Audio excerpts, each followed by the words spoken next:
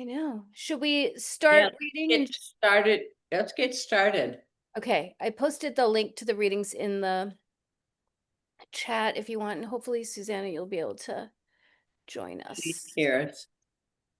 or at least hear us, hopefully. Okay, so this is Becoming Mindful of Our Thoughts, and it's from The Wise Heart by Jack Kornfield. And it starts with two quotes. The first one is, "Whatever a person thinks and reflects on, that will become the inclination of their mind." Buddha. The second quote, "Speak and act from unwise thoughts, and sorrow will follow you as surely as the wheel follows the ox who draws the cart.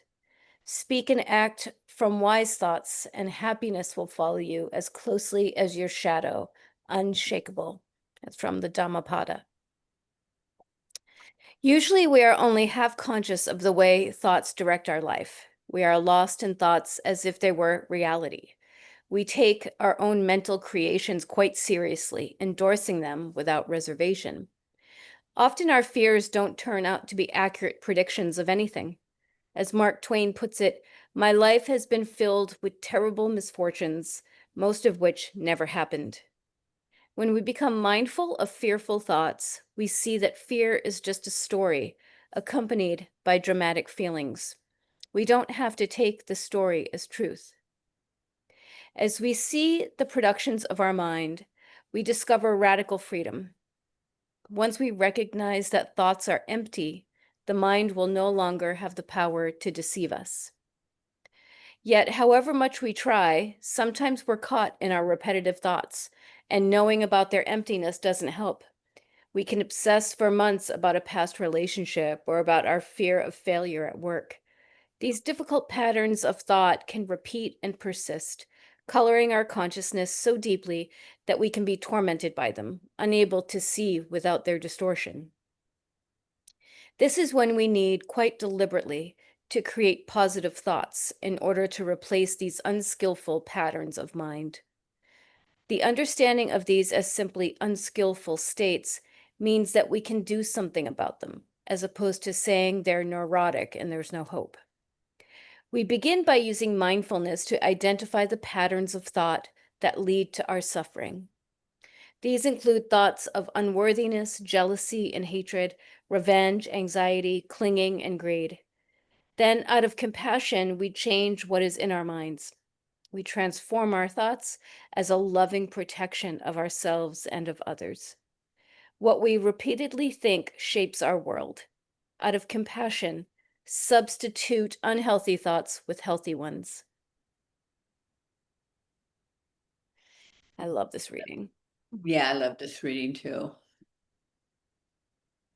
I love the quote by Mark Twain because I feel like that depicts everything we do. We're constantly in our heads planning or replanning or thinking or rethinking or plotting, Mhm, escaping mhm, something, and we're not even in life. We escape life that way. I mean, that's what I got from what he said, mhm, you know. And I also believe that we are not aware of and don't focus and experience enough connection to our inner knowing, but we stay stuck in our thoughts like there's some kind of magical elixir. And I feel like we're actually addicted to them. They become us, our thoughts, mhm, and they are not us at all. Does that make sense, you guys? mhm. Absolutely. Yeah. And I think we're taught like from a young age that they are us. I think, therefore I am, right? I mean, it's like, God, that's heavy to put on these thoughts that just, appear. So it's I don't know. I love this reading because it does help with that, like not to identify with our thoughts. But what I really like is to not believe them. I And just started realizing that too, Hmm. because I just figured out like one of my struggles is just from my upbringing, coming from a really poor background, and you never knew where your next meal was going to be, and so I always said, I was gonna do better, and I was gonna have things and live a better life, and through that, it was in my mind, it was all about my job, and so my identity got attached to my job. Hmm. And only recently, and this is like, I've been working for over 30 years. So recently I realized that my disappointments come from that attachment that is not who I am. But my head is saying, but it is because you're such a good worker and this is what you do and this is where you go. And it's like trying to calm that noise down and say, no, this is Hmm. not who I am. This is just a piece of what I do daily. And then telling myself, you don't have to attach yourself to that. Hmm. That's unnecessary. Like, Hmm. it's unhealthy. And so my thoughts always get away from me when it comes to that. And just being able to detach myself. And I have a lot of friends now that are like, you're doing it, you're doing it, you don't want to do that. And I'm like, oh, right. And so I'm getting so much better because I'm catching those moments. But when I get in my head, it's a dangerous place. So yeah, it's like it ironically when we're little, it's the only place we have to escape to is our thoughts and our creations in our heads yep. because we don't know how to go into our knowing and our feelings. So it is the only place we go. And then we continue to nurture it and hear it and listen to it and live in it um, out of just experience and exposure and time. And it's a challenge for sure to pause it or at least choose your thoughts, which is a huge one. We get to choose our thoughts too, since I don't know how to not think. So I just That's true. so I I choose my thoughts. If I'm gonna think, I might as well think what I want to think. exactly. That's my escape. It's being able to find my thoughts that coincide with my intuition and my knowing, so they are in harmony. I think sometimes we even dream our thoughts that we continue to think while we're asleep. And I have found like when they're not good thoughts, I don't have good sleep because I'm so far into my dreams of those things that are going on. So I have to tell myself before I go to sleep certain things, and I'm just like, I'm not going to think about this. I'm just not going to think about it. And I usually end up with better dreams. When you're in a better state, Yeah. do you do gratitude before you go to bed? And I do gratitude in my ohms when I wake up before I even get out of bed. My cats love it. They hang out. They like when I turn on the music of it, and just kind of it's the repetition and the chanting. It just really calms them. Think what it does to you that you're not aware of, I know. right? I love it. So how about you, Kate? What's going on for you about the reading or that came up? Well, I would say that a while back, and still the belief of my family, which consists of a mom and a sister, would say that this is foo-foo, and that, basically what it's it's saying that we change our our thoughts into like positive affirmations or whatever. That's where my head goes with this instead of like always being in self-hate and everything. And I can just picture my sister saying, "Oh, that doesn't work." And you know what? I was there at one point too. And I think that because of my self-loathing, honestly, that's the word I would use for it. And self-hate and so deep spiraling into thinking that my thoughts were so true. I'm like, no, I can prove them. I can prove that my boss thinks that I'm stupid and I'm not doing any good and I'm failing and I don't have any friends and things like that. Oh, I could keep going. I'm going to stop though because I'm better. I'm better because I do believe in it. And the thing that is interesting is like I think you have to be able to step out of the depression a little bit because the key to me here is it says then out of compassion we change what is in our minds. So like having some self-compassion, like wanting to do it. You gotta want to do it. And I see that it works. It works. It works. It works. But believing and wanting to care enough about yourself, like it, is like where I'm getting better, man. I'm like, and it also helps that I don't have a boss right now that I worry about or this or that and low stress in my life. So that helps. But I'm doing really good with shit like this. And so I believe in it. And I like this Jack Korn guy. So Jack Kornfield, he's good. yeah. Cornfeld. Yeah, yeah, yeah. Corn, whatever. That was brilliant, Kate. Yeah, I don't know. Thanks. I appreciate it.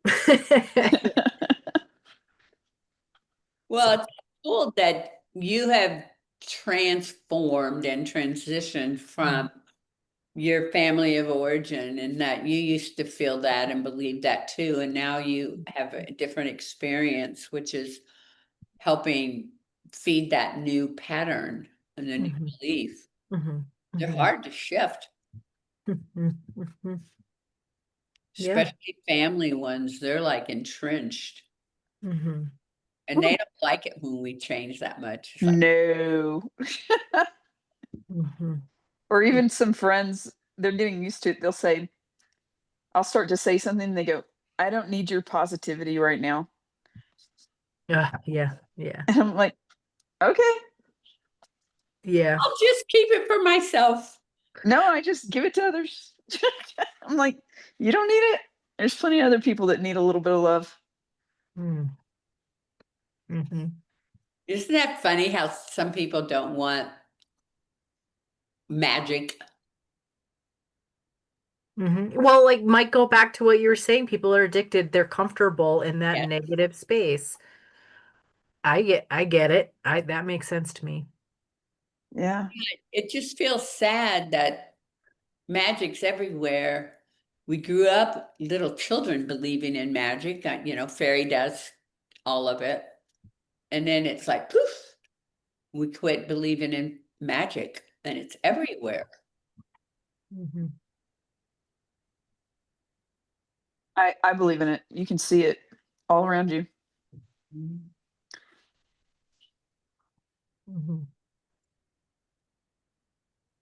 What's going on for you, Kristen? I can relate to what both of them were saying in different ways, though.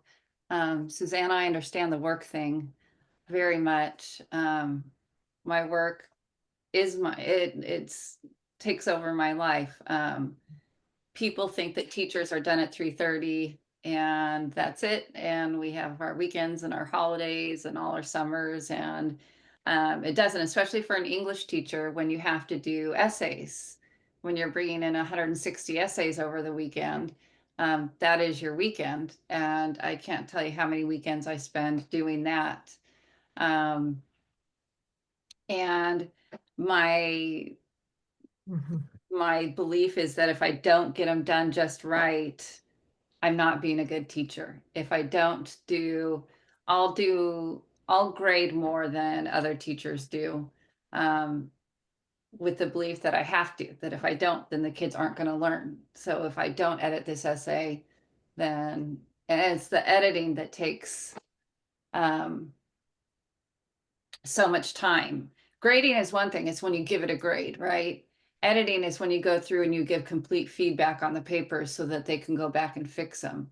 So that takes me 25 minutes at least a paper.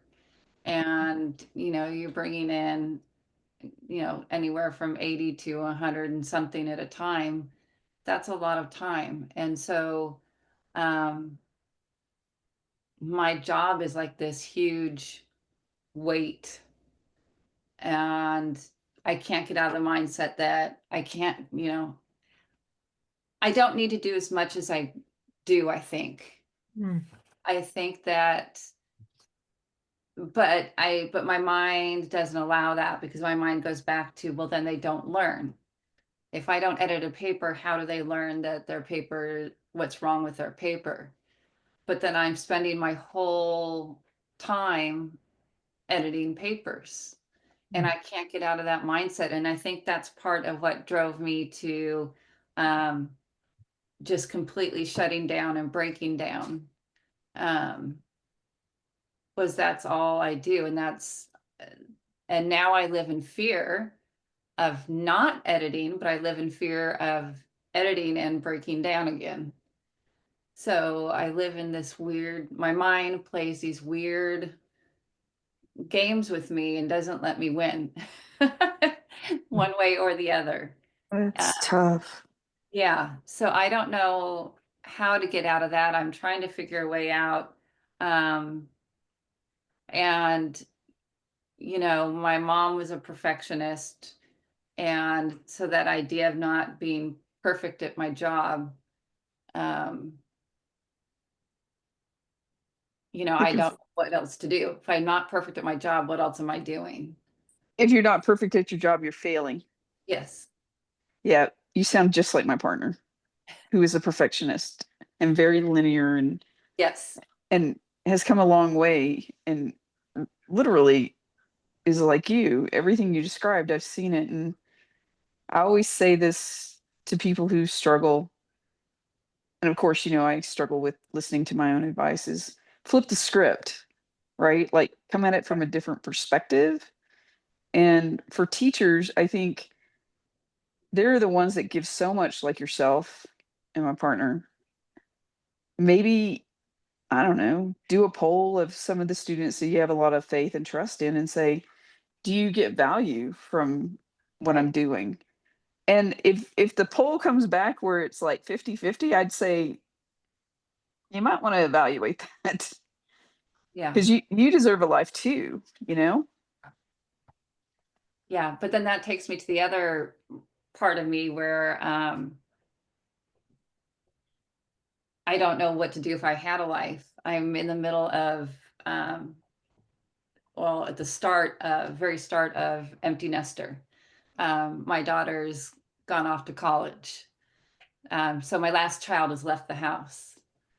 And so all my belief system was I was a mother. I've been a mother since I was 19 years old. Oof. That's all I've known. I've had a child since I was 19 in the house. So,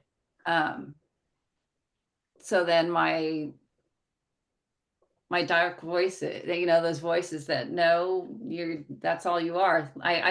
I used to believe that life was like a movie, and when my kids left, it would be the end. It would roll credits, and because I never saw beyond that. You know, starting at 19, it seemed like I had forever to do this. My kids are 14 years apart as well, so that's why I've always had a child in the house. So I always really thought that the credits would roll once my kids left, and I never imagined a life beyond that. So I've got myself in these two states between job and losing my kids and the depression, which I think is those two are, you know, 90% of my depression. And then, I worry about spiraling back into depression. The thoughts, my thoughts are not positive, and I need to learn how to change them to positive ones. I stay in negative thoughts way too much. But I don't know how to stop my mind from doing that. I'm always worried about the next thing and the next thing and the next thing, instead of just enjoying. And I don't know how to let go of all of that. So I love Say your something. analogy. Pardon? I love your analogy of you had the movie and the credits roll, and all in my mind, I'm thinking, well, it's not like you're dying, you know, No, no. right? So now, guess what? You're so fucking lucky. You get to start your next movie the way you want it to look, Yeah. you know? And what do you like to do? You know, I don't know. That's the problem. then go play with things. Go, I don't know, Yeah. you I need to know, figure something join out. some club of some sort. What is it where they take the balls and people can't think of it. There's Juggling? no, it's not juggling. They throw, they roll them on the ground and they compete and all that kind of stuff. And it's like they do them in parks and things Oh, and bocce. Or bocce. Bocce. There's stuff like that. Like, I mean, Yeah. you don't need to know anybody. You just go and you're just having fun. And then you start meeting people. Yeah. And then it gets you out of your head. Yeah. And then and you're getting the endorphins of positivity, which will help your brain kind of flip the script a little bit for you, like start, thinking Yeah. more positive. And the other thing, Kristen, you've got so many parts to you that you label mother and you Right. label teacher. They're just labels.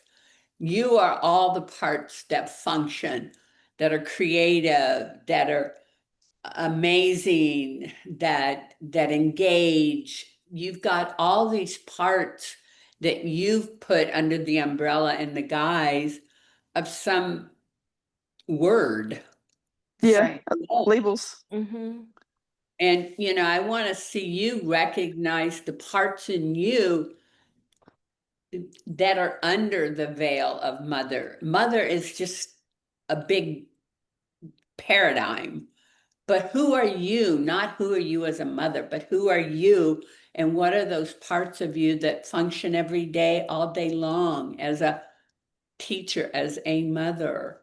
Yeah. Those are just umbrellas to who you really are and what you really are and all the facets to a complex, lovely person that you are. Mm-hmm. So do you think maybe she needs to switch the umbrella where it's her and those are pieces under the umbrella instead of those are being above her and she's just almost like being, I don't know, a puppet. I'm a teacher. I'm a mother. Really, Well, if you're, you just take both of those away, she is who she is and who she's been in those. Mm-hmm. yeah, They're just roles that you've created. They're not real. You are the person. You are a complete human being with many, many capacities and skills and abilities and creativity. You're not just those rigid slots we put ourselves in. And that's where, again, that the thinking that we're talking about, that the Mhm. way we think, that really, that's obviously something that I really need to change. So let me ask you, what are all the parts to you that you use every day at school? Forget being a teacher. What are the parts of you that you use? Oh my gosh, facilitator, communicator, um, educator, parent. um, parent, um, keeping things moving, entertaining, Yes. um, Creating. creating. I'm sure there's more, but I can't But think of. I mean, just right there, you just had a whole handful of parts to you. Yeah, So it's not a teacher, it's all those parts to you that are utilized in that role. Yeah. right. No, I never thought of it that way. It's good.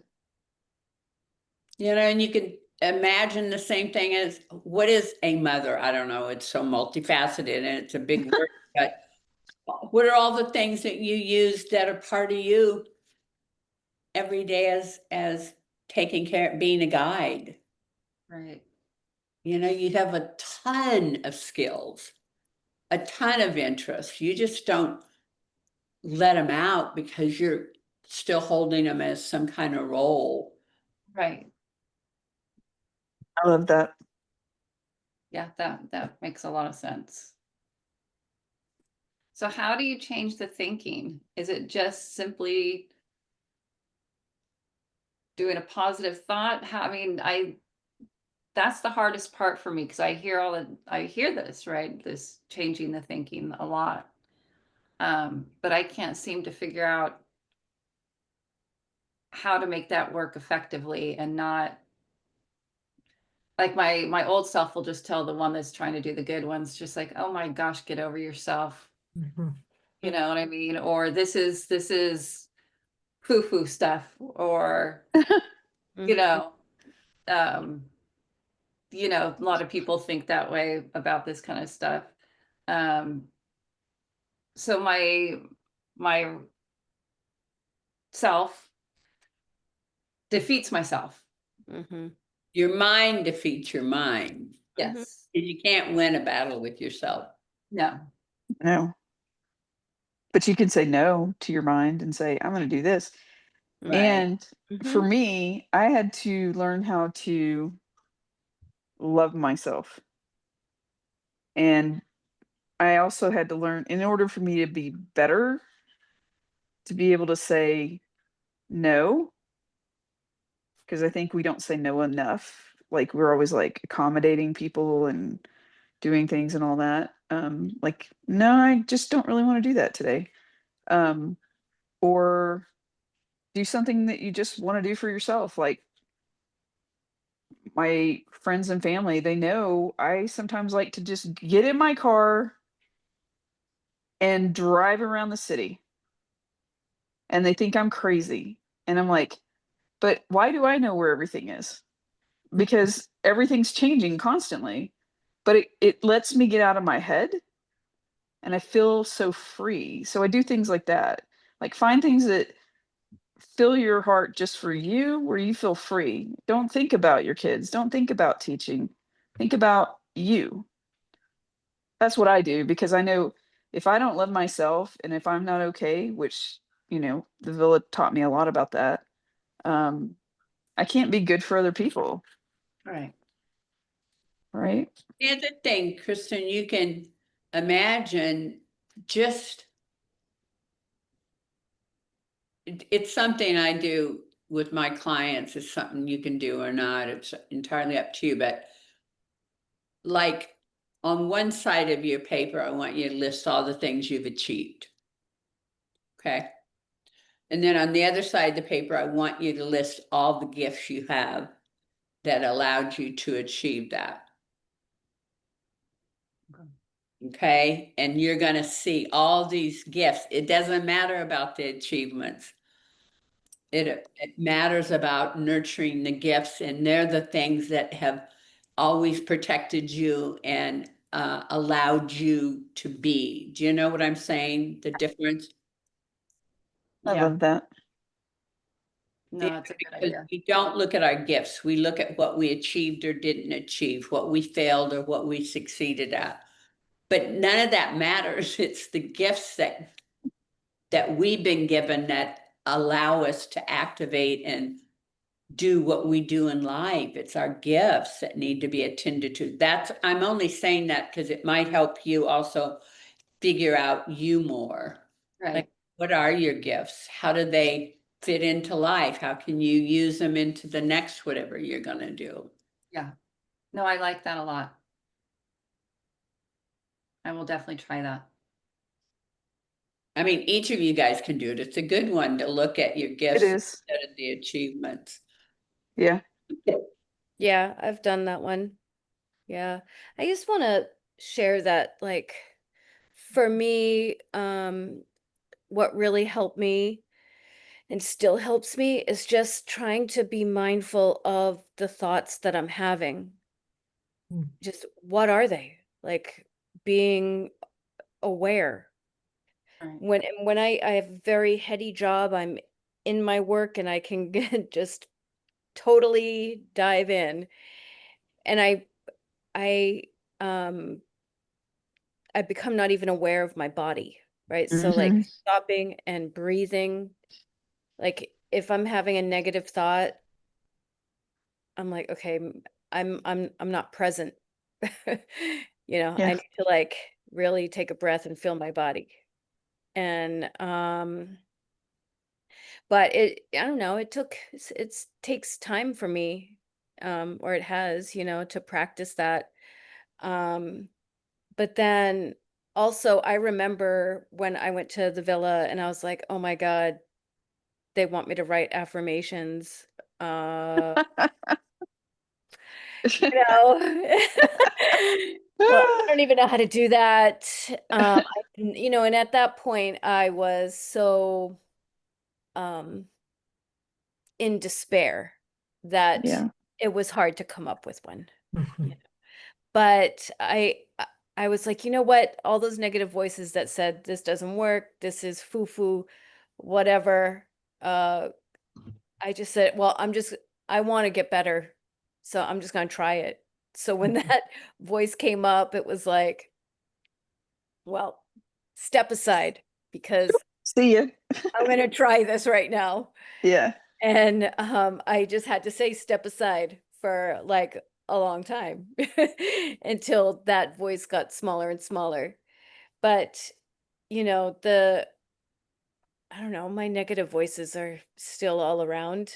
I had what I had a negative thought the other day and it was like really very powerful and kind of shocking. I was like, wow, where did that come from? But I was aware of it. It wasn't me. Yeah. I was very grateful for that because in a former time in my life, in my addiction, I would have believed that thought Mhm. about myself. Mhm. And so I really love this reading and I think it has really been helpful for me in the ways that I just described, but also like just my daily mental health. Um, like just paying attention to what I let in. Like, Mm. so don't like I can go down a total panic road just looking at Instagram about the state of the world, right? Or I could just so I monitor and I have to pay attention to how I feel and what my thinking is. And so it takes effort. But in the end, I feel so much better, more calm, more at peace. And I don't know. And it's, up and down, got to be on top of it. But, Absolutely. you know, but it's worth the effort. Absolutely. And to add to what you're saying, Liz, which are wonderful additions, is that your body's going to tell you if you're in tune to your body, it's not your thoughts. Mm-hmm. You have a yucky thought, your body's going to react to that. It's going Yeah. to tell you no. Yes. Your body tells you everything. It wants to keep you safe. Our minds try to circumvent and we ignore our body's responses to our thoughts. Mm-hmm. We think they're our body, we think they're us, Mm-hmm. and our body reacts all the time to our thoughts and trying to Mm-hmm. protect us from them. That's so true, Janice. For a long time, I practiced that, like identify, like paying attention. Okay, what am I feeling in my body? And I struggle with depression as well. And um, for a long time, and often sometimes it will come up, I just want to lay down. Just want to lay down and just lay there, Just be. just be. But now I can recognize there's like a sensation in my body that I feel. And I ask myself, okay, there it is. Now I recognize it. Like, there it is. What, am I really tired? Is this depression? Is this, that kind of, like Janice sometimes calls it, a siren, like that, like I'll just heed the call and go to bed. But uh but so I don't know, it just gives me that opportunity to be like, okay, but I had to start with the body, like you just said, Janice. That really helped, because then I was like, oh, okay, now I can recognize that connection, and then make a choice. Like, okay, am I going to challenge that or not? Or, Yeah. It's like that saying, like my mom used to tell me, get out of your head, get out of your head. And I didn't understand it when I was little. And I was like, get out of my head. What the hell does that mean? And now as an adult, I'm like, I tell myself when I start going in those weird directions, Mhm, I'll say it out loud. Susanna, get out of your head. Stop it. I'll go mhm, look in the mirror. I'll tell myself if I'm feeling down or, you know, particularly critical of myself, I'll look at myself in the mirror. I say, get out of your head. And then I'm just kind of Tigger anyway. I'll start bouncing up and down and mhm, watching myself, like energizing my body and saying, you're amazing. You are loved. Wow. Just all the positive affirmations. And I'm telling myself through the mirror because I'm self reflecting that person that's trying to tell this person, which is the same person, get out of your head. Stop this. There's so many more better things to be putting in your head and thinking about right now. mhm, mhm, So if I have a really bad call, I'll get off the call and I'll go in, I'll stand in front of the mirror, I'll bounce up and down and say, that was mhm, nothing. That was nothing. It's just another hour of your day. It's over. You're amazing. You did a great job. Just keep moving on. mhm, Nice. Wow. It works. I'm just telling you. It does mhm. for me. It works for me. Yeah. Hey, Kate, do you do any particular things to shift your thinking, or Um, you know what? Nothing is coming to mind right away, and I haven't had a lot of challenging situations lately. I just think I'm doing better in general. And Mhm, so I haven't had a lot of negative things bombarding me. So I don't know what I do, but if so I don't bounce up and down from the mirror, but that would be really good for me because I'm really bad at jumping. Like I don't know what it is, but I'm afraid to jump. And it Well, sounds like start holding on. sounds like a really good idea.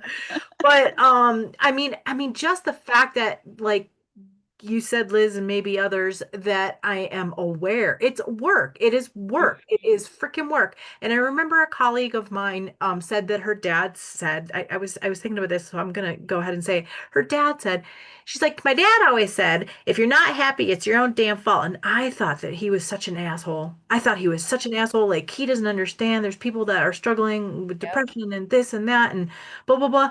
But you know what? Unfortunately, I gotta say that if I'm not happy, I am in charge of that. God damn it! And if I want to continue to wallow in it, that's my own fucking fault because I think that it's my Mhm, choice, and if I care enough about myself, then I am gonna change it because fuck living mhm. like that. And so I think maybe that's that's what I Yes. Fuck living like that.